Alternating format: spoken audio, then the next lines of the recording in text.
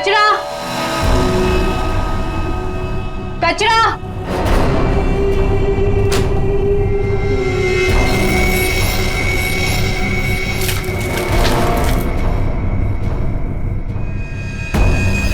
इसको सही जगह फेंकना और संभाल के देना, कोई देखे नहीं। आप चिंता मत कीजिए, मैं सब संभालूंगी।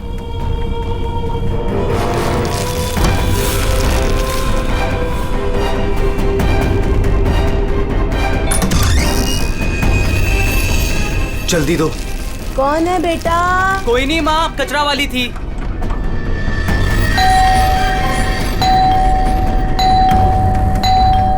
अरे कौन है? कचरा। अरे आ रही हूँ। क्या बैग खराब कर देगी? है? तू कौन है? मैडम, मैं ना नई सफाई वाली है। वो क्या है ना, सविता गांव गई है तो उसकी जगह मेरे को रखा है यहाँ पे। ये सेक्रेटरी भी ना इन्फॉर्म ही नहीं करता है और किसी को भी रख देता है काम पे। क्या मैडम, सुबह सुबह चिलम चिली करने का। लाओ, वैसे भी मेरे को 10 और घरों में जाना है। लाओ जल्दी दो। है तेवर तो देखो, जैसे ऑफिस ही जाना है तुझे। चल जा, नहीं देते डब्बा। हाँ हाँ तो मत दे। वैसे भी तेरे कचरे से कितनी बदबू आ रही है। अच्छा, परफ्यूम मार के दूं कचरा तुझे? अरे तो मैं मरी नहीं चाह रही हूँ लेने के लिए। बात तो ऐसे करी है जैसे लगता है कचरा नहीं सोना मांग लिया हो। एक मिनट, कहीं आप वही झगड़ालू औरत तो नहीं जो घड़ी घड़ी सबसे झगड़ा करते फिरते रहती है? हाँ, अरे बहुत किसे सुने हैं आपके बारे में। हाँ ए लड़की, मुझसे सवाल चला रही है तू? हाँ? औकात क्या है तेरी? क्या हुआ? सुबह सुबह ये चिल्लम चिल्ली क्या चल रही है? देखो ना मैडम, मैं ना नई सफाई वाली कचरा लेने के लिए आई थी। वो सविता ना गांव गई है, उसकी जगह मेरे को रखा है यहाँ पर। मैडम से कचरा क्या मांग लिया? ऐसा लग रहा है कि इसका कचरा बेच करके कोई सोने का महल बना लेगी मैं। बाबा रे बाबा, कितना झगड़ा करती है ये। ओह, तो इसमें कौन सी नई बात है? सबके साथ झगड़ा करना इनकी पुरानी आदत है। आ गई होशियारी झाड़ने। ए सुन, हमारे फटे में टाउन मत अड़ा। Mind your own business. चल, देख रहे हो ना कैसे झगड़ा कर रही है ये। वाह वाह, बड़ी आई। Mind your own business. पहले अपने माइंड का इलाज कराओ। सबके नाक में दम करके रखा है अपने रोज के झगड़ों की वजह से। भाभी जी please, I am sorry, I am really sorry. आप अंदर जाइए। शोभा, अंदर जाओ।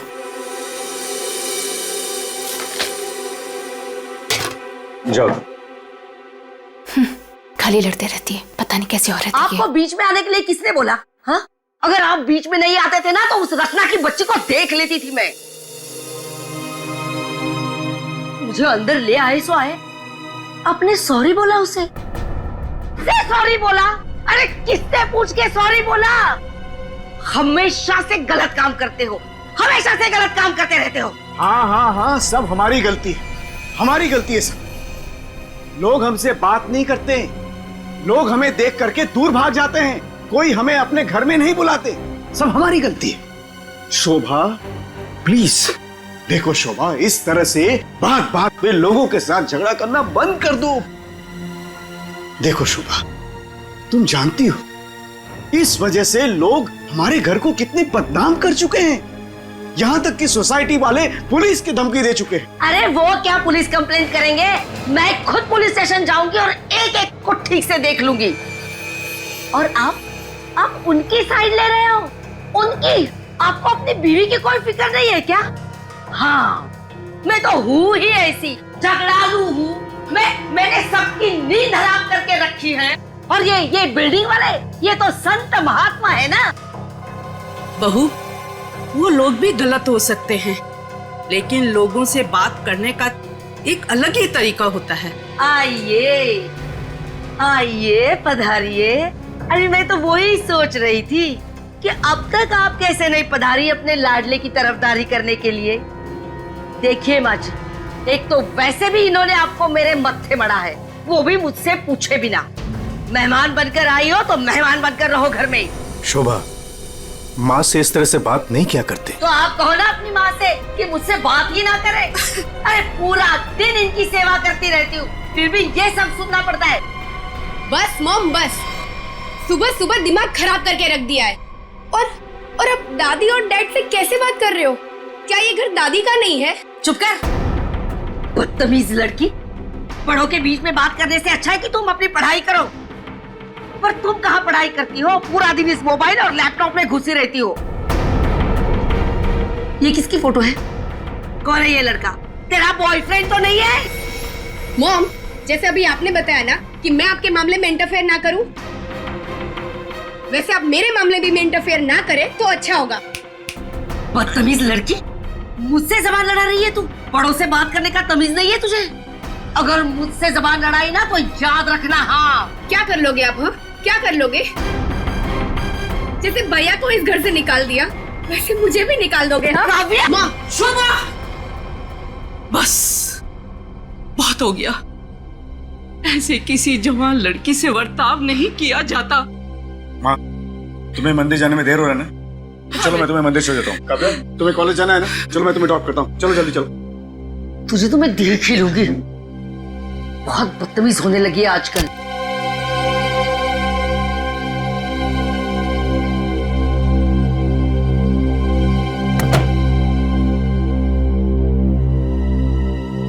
आने दो इस बुढ़िया को मंदिर से, दरवाजा ही नहीं खोलूंगी। देखती हूँ अंदर कैसे आती है।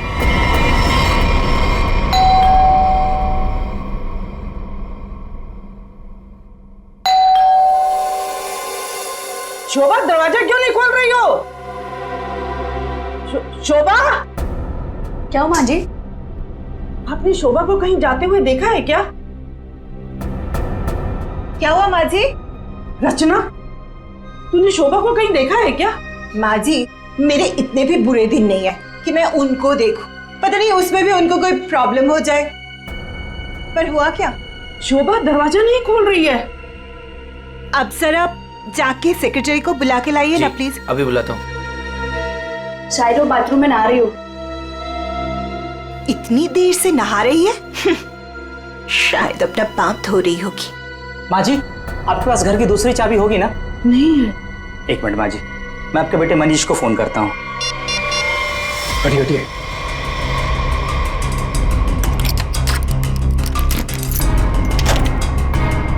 माँ, दरवाजा अंदर से बंद है।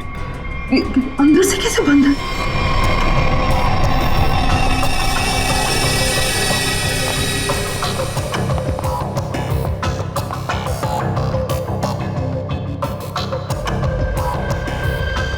सर, घाव काफी गहरा है।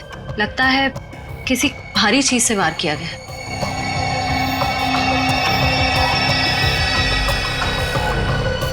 सर, हो सकता है कोई एक्सीडेंट हो। इनका पैर फिसला और किसी चीज से टकरा के गिर गई। हाँ, एक्सीडेंट हो सकता है। एक काम करो, घर में जितना सारा फर्नीचर है चेक करो, उसके कॉर्नर चेक करो फर्नीचर के, और फिर देखो कहीं पर नुकीली चीज है क्या। शायद उससे टकराई हो। सर,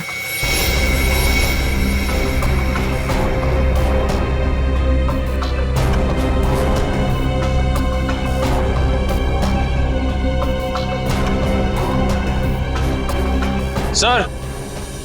हाँ निखिल। सर, सर टूटा हुआ बांस और सर इस पे खून भी लगा हुआ है। हाँ,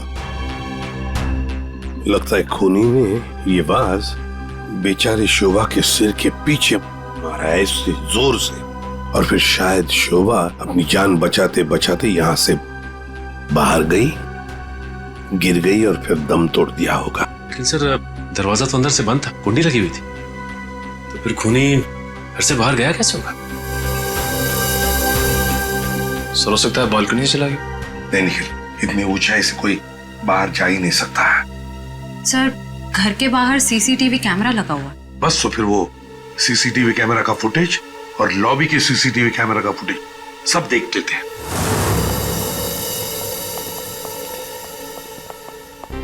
मनीष जी, आज सुबह आप, आपकी माँ और बेटी काव्या जब घर से बाहर गई तब शोभा जिंदा थी, है ना?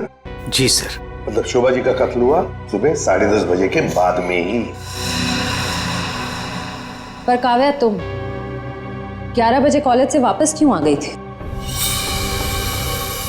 देखो, चुप रहने का कोई फायदा नहीं है। हमने लॉबी के सीसीटीवी फुटेज में देख लिया है। तुम ठीक 11 बजे बिल्डिंग में अंदर आई थी।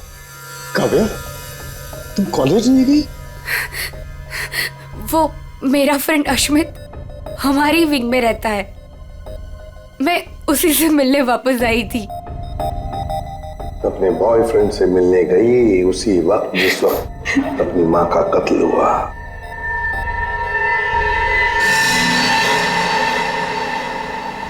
तुम कौन हो? मैं रितेश। रितेश आपका बेटा? जी सर। पर तुम तो घर छोड़कर चले गए थे। जी वो मैं घर छोड़कर नहीं गया था, मुझे इनकी पत्नी ने घर से निकाल दिया था। मतलब तुम्हारी माँ ने? यही आदर रखते हो अपनी माँ के लिए? यही संस्कार दिया? जब तुम यहाँ रहते नहीं थे तो किस लिए आए थे यहाँ पर? जी वो मैं किशोर से मिलने आया था। सर अगर आपने सीसीटीवी फुटेज देखा होगा तो आपने देखा होगा कि मैं अपने डॉग को बाहर घुमाने लेके गया था। क्या बात है किशोर, जब ये रितेश तुम्हारे घर पे तुमसे मिलने आया तो तुम अपने घर से बाहर कुत्ता घुमाने निकल गए? हाँ? सर वो हमेशा आता जाता रहता है, पर इसमें प्रॉब्लम क्या है? प्रॉब्लम है शोभा जी का कत्ल हुआ है, समझे? चलो तुम सबकी बातें मान ली, बच्चे बिल्डिंग में आए अपने दोस्तों से मिलने मगर घर नहीं गए। बिल्डिंग के अंदर बाहर लोग आते जाते रहे और शोभा जी के घर के बाहर कोई नहीं आया।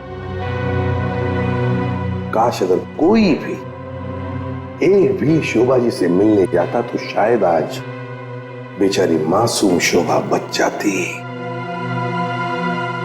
सर वो कोई बेचारी औरत नहीं थी, जैसी औरत थी उसके साथ वैसा ही हुआ।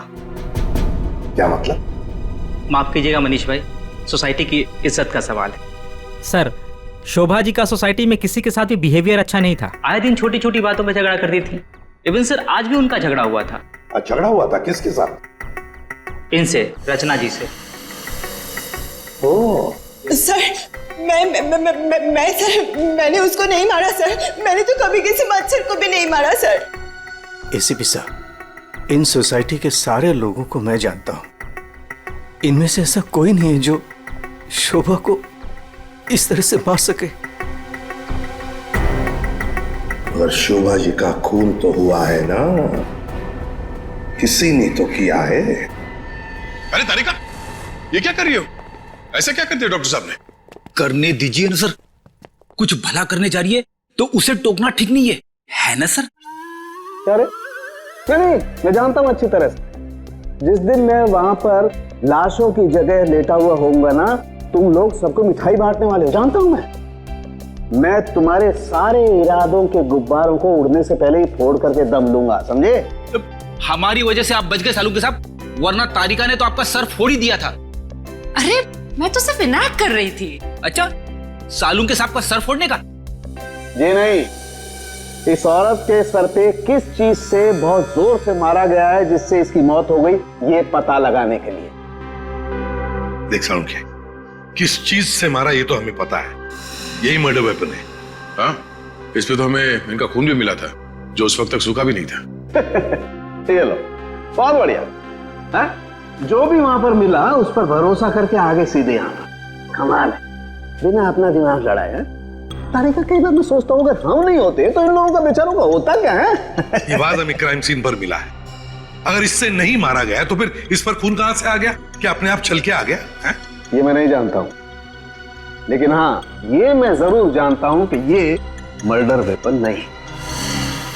डॉक्टर साहब, आप इतने कॉन्फिडेंस के साथ कैसे कह सकते हैं? हाँ, अब आए पॉइंट पर। तो सुनो, इस औरत की मौत हुई है खोपड़ी की हड्डी टूट जाने की वजह से, और हड्डी टूटी नहीं, चकनाचूर हो गई।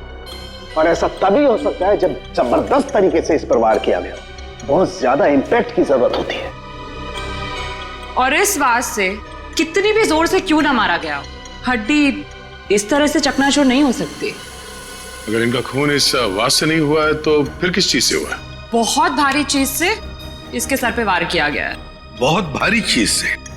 तो फिर साळुंखे, हमें वहां क्राइम सीन पर इसके अलावा और कोई भारी चीज नहीं मिली, समझे? दया, इसके पास और कोई जवाब नहीं है, हमारा टाइम बर्बाद कर रहा है। चलो। एक मिनट, मैं टाइम बर्बाद कर रहा हूँ? हाँ, मैं डॉक्टर सालू के तुम लोगों का टाइम बर्बाद कर रहा है? हाँ। ठीक है, तो मैं खुद वहां क्राइम स्पॉट पे जाकर के ये थ्योरी प्रूव करके दिखाऊंगा बॉस। तब पता लगेगा कौन टाइम बर्बाद कर रहा है, मैं या तुम खुद अपना टाइम बर्बाद करो। तारिका मेरे बैग, अरे बैग दो ना तुम यार, मैं बताता हूँ इन्हें कौन टाइम बर्बाद कर रहा है। Fast quick. सब अभी बता दो, मैं टाइम बर्बाद कर रहा हूँ। सालून के साथ तो कोयले के इंजन की तरह धुआं उड़ाते हुए चले गए। गुस्सा हो गए क्या? हाँ, तुम्हारी वजह से। अब आएगा मजा।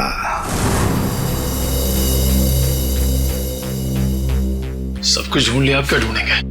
अपना सर ढूंढो। कहा था ना यार तुमसे, कोई भारी चीज से मारा गया तो भारी चीज ढूंढो ना प्लीज। साहब क्या लगता है, इससे मारा होगा? सर क्या इससे मारा होगा? नहीं, इससे नहीं हो सकता। सर ये देखिए सर, काफी भारी है सर, इससे मारा होगा। सर पे मार के देखो, अगर सर खुल जाएगा तो मान लो। आपके सर पे कैसे मार? शट अप यार सालू की क्यों टाइम बर्बाद कर रहा है हमारा तू? बॉस प्लीज मुझे ढूंढने दो। मैं एक काम करो, आप लोग बैठो, मैं जरा ढूंढता हूँ प्लीज।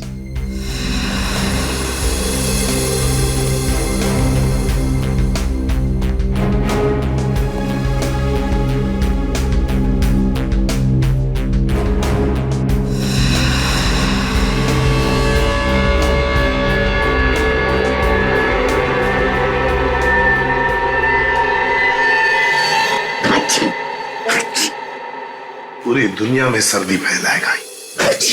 ओए, अरे यार क्या हो गया? सर क्या हुआ, आप इतना चीख क्यों रहे हैं? मसाला मसाला मसाला। हाँ सर, चारों तरफ मसाला गिरा हुआ है और यहाँ पे निशान भी है। लगता है मसाला कूटने का खलबट्टा रखा था यहाँ पे। सर बट्टा तो काफी भारी भी होता है। एक काम करो, आसपास जितने भी घर हैं, सारे के सारे घर चेक करो। श्रेया, दादी माँ को लेकर आओ।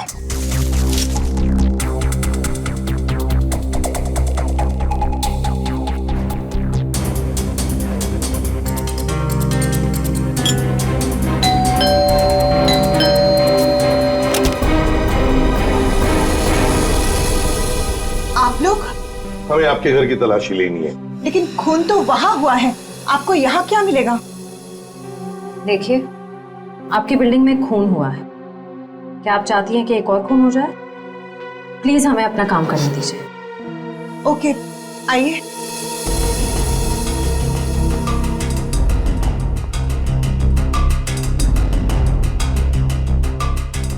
शोभा भी ना मरने के बाद भी मेरी पीछा नहीं छोड़ेगी।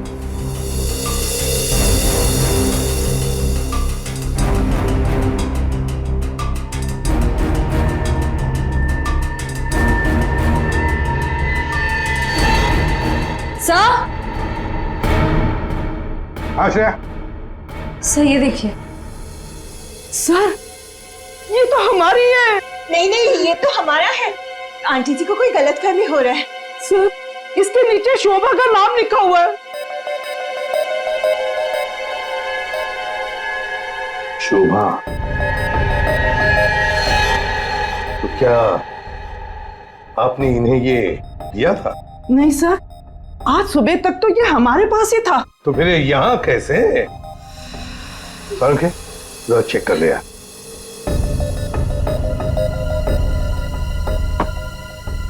वो क्या है ना सर, मैंने गुल्लू के पापा को छोले खिलाने का वादा किया था। शोभा जी तो मर ही गई थी, वो इससे क्या करती, इसलिए मैं ये लेके चली आई। मैंने कोई खून नहीं किया सर, मैं सच बोल रही हूँ सर, मैंने कोई खून नहीं किया। बॉस, इन पर तो कहीं भी खून के ट्रेसेस नहीं। खून का निशान नहीं? मतलब ये मर्डर वेपन नहीं है? मुझे लगता है शोभा ही हमें बताएगी कि उसका खून कैसे हुआ है और किसने किया।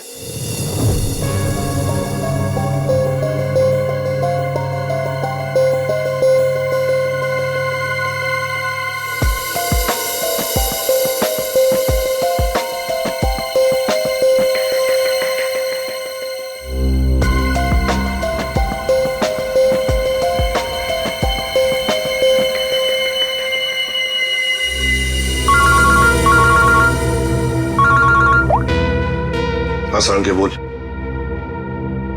अच्छा, गेरू मिट्टी। अच्छा ठीक है सचिन, मर्डर वेपन का पता चल गया है। और वो क्या है सर? गमला। गमला? हाँ गमला। साळुंखे को शोभा के कान में गेरू मिट्टी के कुछ अंश मिले। गेरू मिट्टी जो गमले में इस्तेमाल होती है। सर हमें शोभा के घर में एक भी फ्लावर पॉट नहीं मिला। देखते हैं।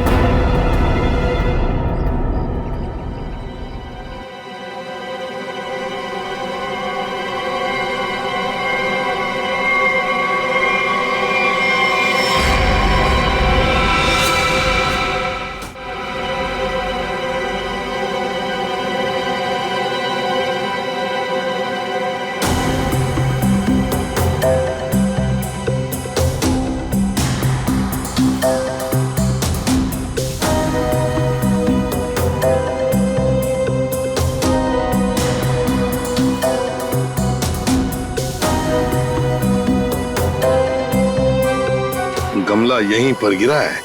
पर सर गमला गया कहाँ? हो सकता है किसी ने साफ कर दिया हो ताकि कोई सुराग न बचे, लेकिन मौत हुई है इस गमले की वजह से ही। लेकिन सर ऐसा कैसे हो सकता है?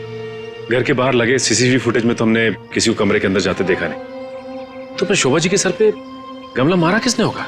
वही तो समझ में नहीं आ रहा है सचिन कि गमला मारा किसने, और फिर इतने जोर से मारा है कि किसी इंसान की जान ही चली जाए।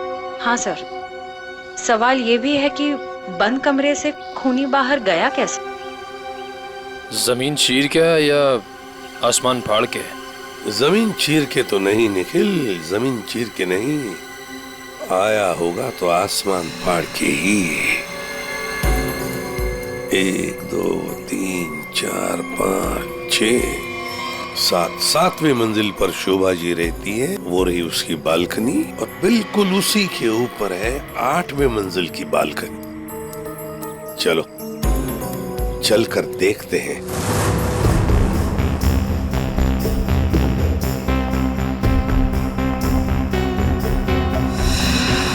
सर? आश्रया, सर ये देखिए, स्टैंड जैसा कुछ है। स्टैंड जैसा तो है।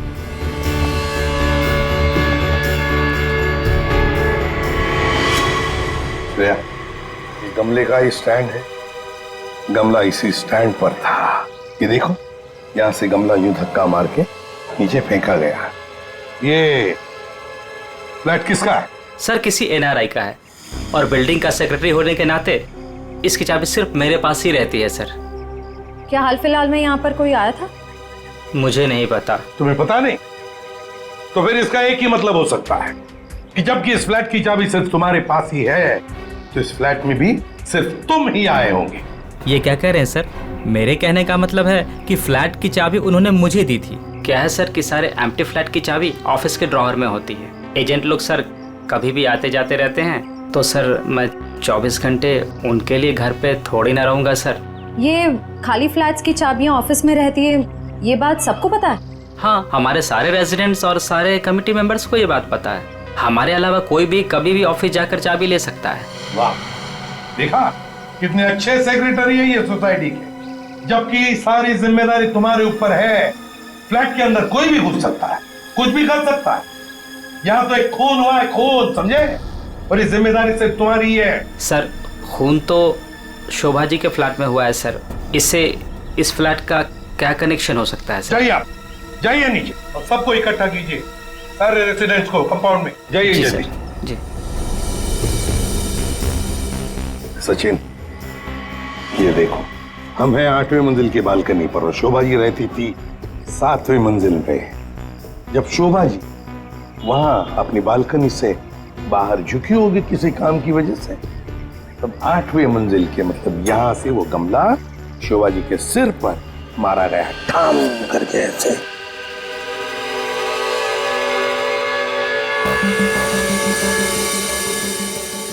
भगवान का लाख लाख शुक्र है, वरना आज तो मसाला कूटने के चक्कर में मेरी कुटाई हो जाती उन सीआईडी वालों के हाथों। इसीलिए छोले को मारो गोली, ये लौकी खिला दूंगी गुल्लू के पापा को। ओह गॉड,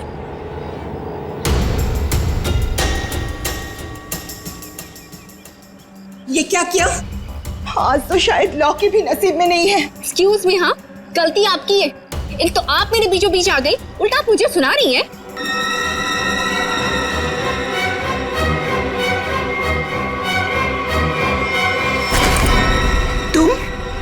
तुमको तो मैंने कहीं देखा है। देखिए, आपका जो कुछ भी नुकसान हुआ है उसके लिए आई एम सॉरी। मैं थोड़ी जल्दी में हूँ। रुक रुक,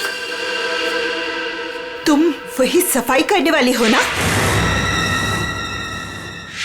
अरे छोड़ मेरे हाथ। तेरी वजह से वो शोभा मेरे ऊपर राशन पानी लेके चढ़ गई थी। कौन शोभा? कैसा राशन पानी? मैं कुछ भी नहीं जानती। Excuse me. अरे स्क्वीज तो तेरी आज मैं करूंगी। तेरे जाने के बाद ही शोभा का कत्ल हुआ था।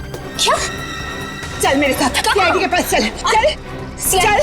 हमें उस चीज का पता चल गया है जिससे शोभा जी का खून हुआ है। एसीपी साहब, क्या आप मुझे बता सकते हैं वो कौन सी चीज है जिससे मेरी पत्नी का खून हुआ? Flower pot.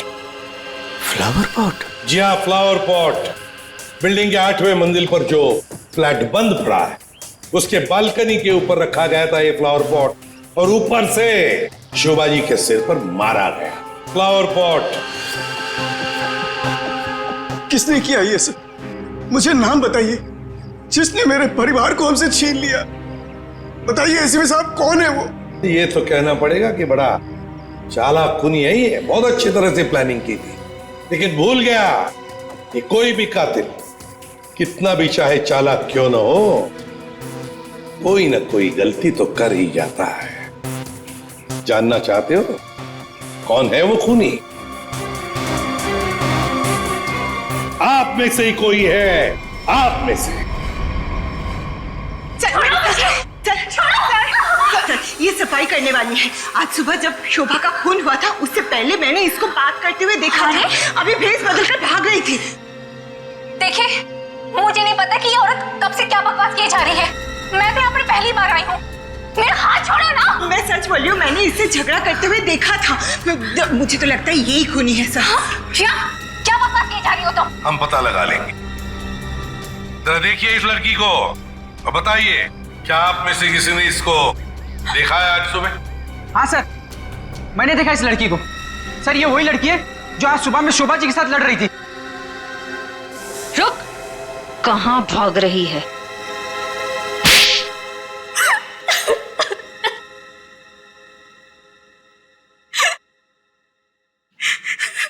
ये सब रोना धोना बंद करो और बताओ कौन कौन है इसके पीछे।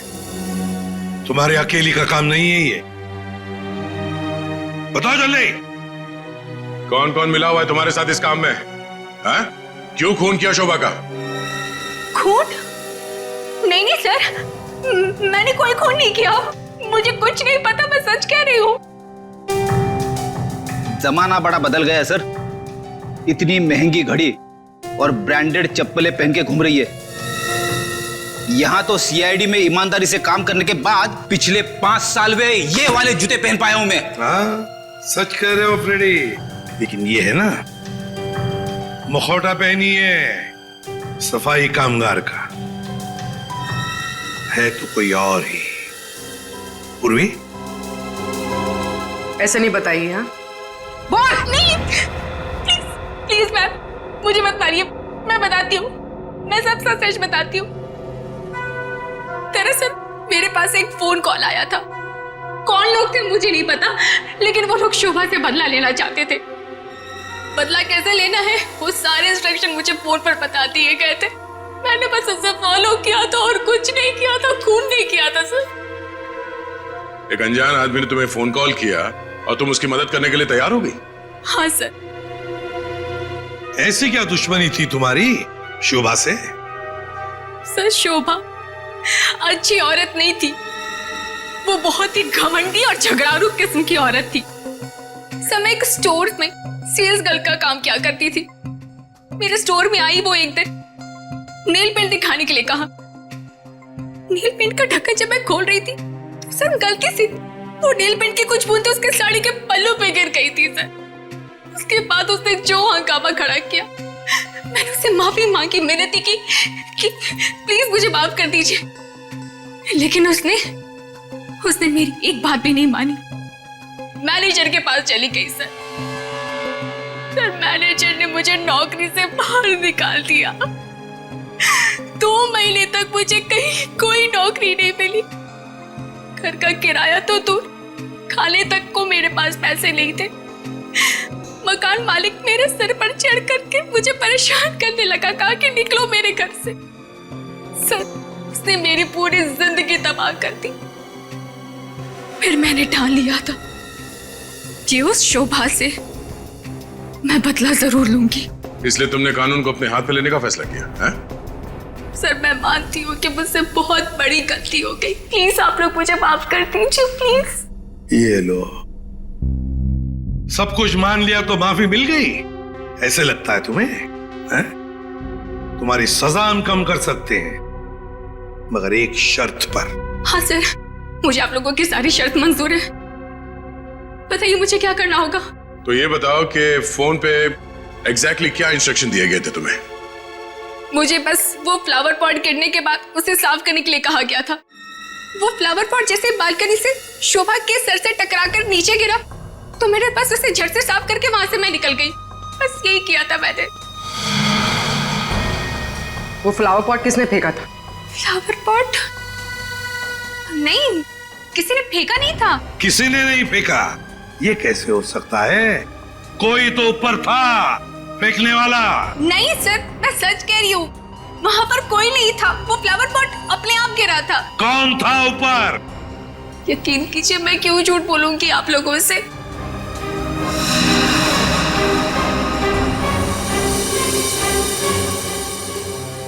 निखिल, पता लगा किसका फोन आया था शीला को इंस्ट्रक्शंस देने के लिए?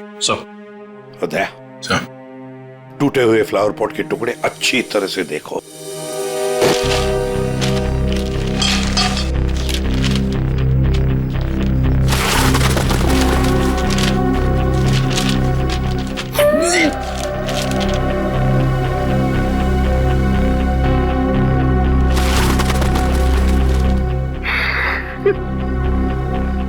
सीआईडी पे इतने साल काम करके यही इज्जत मिली। क्या हुआ पंकज सर? कोई इज्जत चाहिए आपको? नहीं, वो सर, इसमें सिर्फ सड़ा हुआ कचरा है सर, और कुछ भी नहीं है सर। यहाँ पे थोड़ी देर और खड़ा रहना तो मैं बदबू के मारे शहीद हो जाऊंगा सर। कुछ नहीं होगा तुम्हें, काम पे ध्यान दो।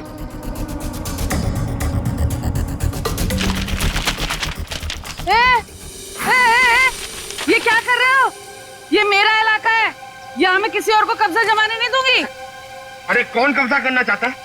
मेरा बच्चा है तो मैं खुद ऐसे सलट लूं। तो फिर मेरे इलाके में कचरा चुनकर ये मेरे पेट में लात क्यों मार रहे हो?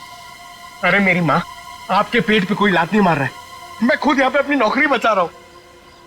देखो, तुम लोग जाओ यहाँ से, ये मेरा इलाका है, मैं किसी और को कचरा चुनने नहीं दूंगी। जाओ जाओ। हम लोग सीआईडी से हैं और इस कचरे में सुराग ढूंढ रहे हैं। हाँ? सीआईडी? रुक रुक, देखो जरा, चलो। सर, हाँ, सर पे पैर रख के भाग गई सर। आपको थोड़ा सॉफ्ट रहना चाहिए, आपको देख के डर के भाग गई। सर वो टाइम नहीं ना, वो कचरा।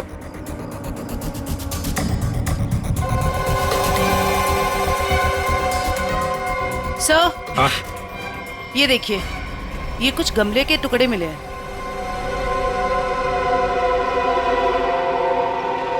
अच्छा, खून लगा हुआ है।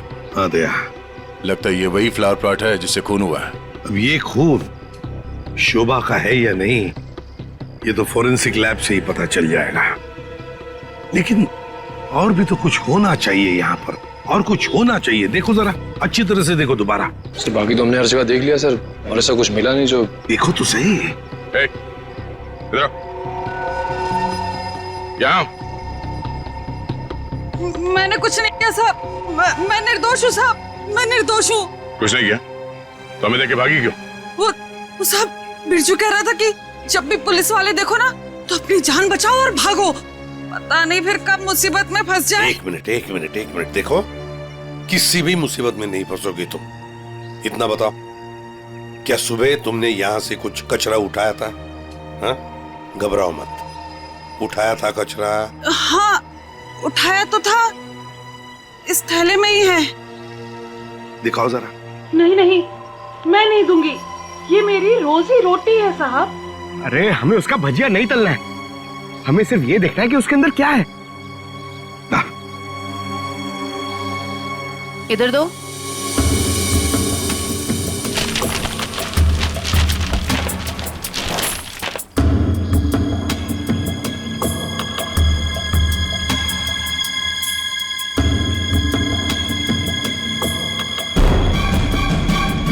खिलौने का बॉक्स है सर, एड्रेस भी लिखा हुआ है।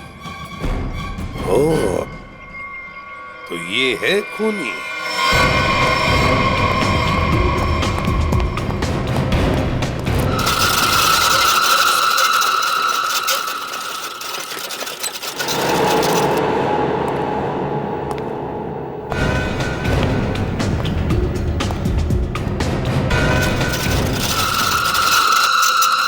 कौन है?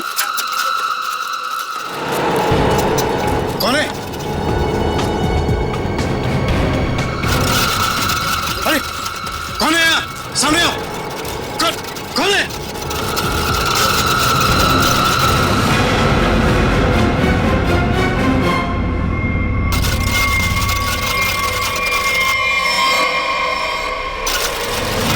मनीष बाबू,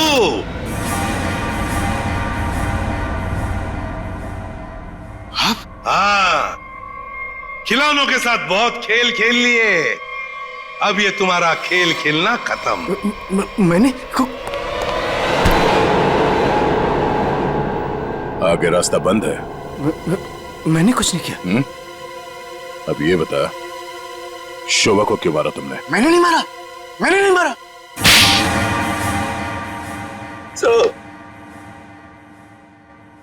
शोभा एक झगड़ालू औरत थी साहब, झगड़ालू औरत। हमेशा गालियां देती थी साहब, हर छोटी मोटी बात पे चिल्लाती थी, भद्दी भद्दी गालियां देती थी। आतंक था साहब उसका एक। हम सबको वो मेंटली टॉर्चर दे रही थी साहब, लेकिन फिर भी हम सबने सहा, हर बात को सहा साहब। जब तक ये बात घर के चार दीवारी तक थी तब तक तो ठीक था, लेकिन धीरे धीरे ये बात साहब घर के चार दीवारी से बाहर निकल के मोहल्ले तक फैल गया। आए दिन लोग पड़ोसी हमारे पास आते थे कंप्लेन लेकर के, शोभा ने किसी का झगड़ा किया, मारपीट किया। तंग आ चुके थे साहब, हम लोग तंग आ चुके थे। फिर भी हमने शोभा को समझाने की कोशिश की, मगर वो नहीं समझती थी, नहीं समझती थी साहब। हमने तो थक के छोड़ दिया था ये सोचना कि उसे समझाना रोकना हमारे लिए मुमकिन ही नहीं है साहब। बस सिर्फ इसी वजह से तुम लोगों ने उसकी जान ले ली? तो और क्या करता, और क्या करता साहब, बताइए आप मुझे। सोसाइटी वालों ने उसे तंग आकर के हमें नोटिस दिया घर खाली करने के लिए। अगर हम घर खाली नहीं करते इस सूरत में वो हमें पुलिस की धमकी दी। अगर ऐसा था तो डिवोर्स दे देते उसे मारने की क्या जरूरत थी? उसकी भी कोशिश की थी साहब, मैंने, मगर उसने मुझे धमकी दी थी कि अगर मैंने उसे डिवोर्स दिया तो वो मुझे कोर्ट में घसीट के ले जाएगी। मेरे ऊपर डोमेस्टिक वायलेंस का इल्जाम लगाकर वो मेरे ऊपर केस करने वाली थी साहब। मैं मजबूर था, कुछ नहीं कर पाया साहब। रितेश, शोभा तो तुम्हारी माँ थी ना? सर, माँ का प्यार इस दुनिया में सबसे बड़ा प्यार होता है सर, पर वो तो सिर्फ अपने आप से प्यार करती थी सर। उसकी जरूरतें, उसका घमंड सिर्फ उसके लिए ही था सर। इस वजह से जब उसे मेरे और मेरी गर्लफ्रेंड वानी के बारे में पता चला तो उसने इंसल्ट करके मुझे घर से बाहर निकाल दिया सर। और इसलिए जिस माँ ने तुम्हें जन्म दिया उसे ही मौत की नींद सुला दी तुमने, सिर्फ अपने खुशियों के लिए। हा? एक दिन रितेश मेरे पास आया एक सुझाव लेकर। उसने कहा कि पापा, अगर हमारी जिंदगी में शांति और चैन चाहिए तो शोभा की जिंदगी खत्म करनी होगी। और इसके लिए तुमने अपने पड़ोसी किशोर और नवीन की मदद ली, जो शोभा के दुश्मन थे उसके बर्ताव की वजह से। हाँ, सिर्फ इनको ही नहीं दया, इन्होंने बाकी सारे लोगों से भी कांटेक्ट किया जिनका कोई ना कोई झगड़ा था शोभा के साथ। उन सबको अपने प्लान में शामिल कर लिया, शोभा को मारने के प्लान में। शीला के बारे में तुम्हें कैसे पता चला?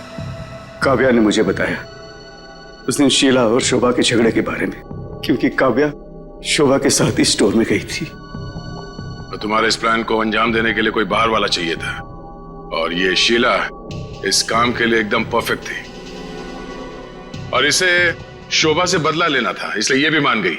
हैं? वैसे सारी प्लानिंग की कैसे तुम लोगों ने, बताओ जरा।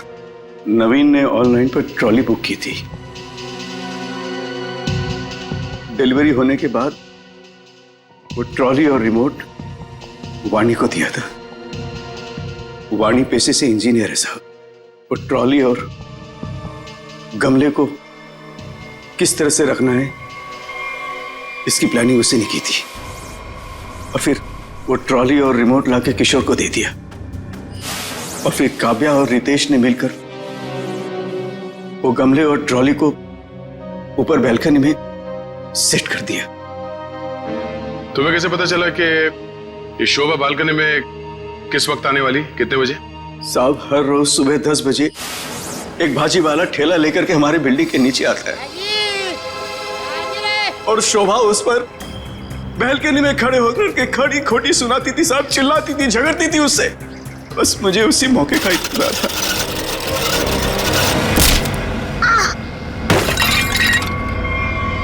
और फिर मैंने मां को फोन किया।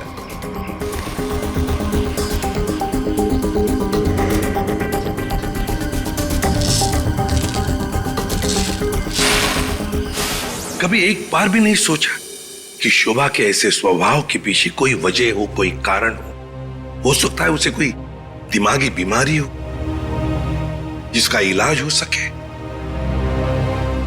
नहीं सोचा,